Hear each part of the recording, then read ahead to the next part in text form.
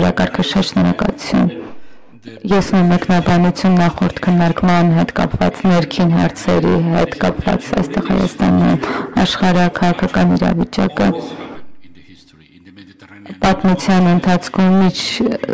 միջերկրածովյան տարածաշրջանում Արևելյան Եվրոպայում աշխարհաքաղաքական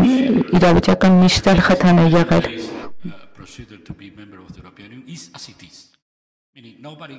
Ոչ ոք չի կարող գնալ Բրյուսել եւ ասել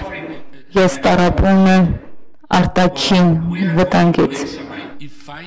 Մենք գնում ենք եւ վերջապես Հայաստանը տեխնացու է։ Մենք պետք է լուծենք ներքին խնդիրները։ Սահմանը Թուրքիայի հետ սահմանը փակելու մասին չէ հարցը, այն է թե այսօր ինչ է տեղի ունենում Հայաստանի քաղաքներում, որտեղ դուք հստակ ակնհայտ կերպով ես այստեղ չեմ եկել դատելու համար 20, 30, 40 չգիտեմ ոստիկան, որոնք մարդկանց կալանավորում են։ Եթե օրինակ կաշառքի համար է, բայց եթե իրանց կարծիքի համար են իրենք դատվել սոցիալական ցանցերում ուշադիր եղեք, զգույշ եղեք, որովհետև մենք շատ լավ գիտենք ինչ է տեղի ունենում, եւ դուք սկսում եք մեղադրել եւ հետապնդել մարդկանց, պարզապես սոցիալական ցանցերում ինչ-որ բան գրելու համար։ Սա մեթոդ է արդեն։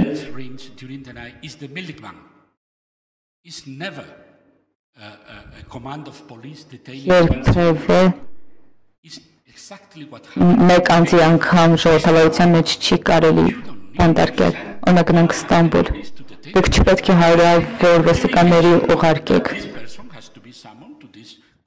Դուք ասում եք, որ այս անձը ուղղակի պետք է գա այս դատարան, որովհետև դուք չեք պիտակավորում մարդուն միայն ինչ-որ մի ենթադրության կամ կարծիքի համար, որ նա վտանգավոր մարդ է։ Դուք պետք է տեղյակ լինեք, հայկական իշխանությունները, քաղաքական կուսակցությունները պետք է տեղյակ լինեն, որ դուք պետք է շատ ուշադիր նայեք սրան, եթե դուք տեխնացու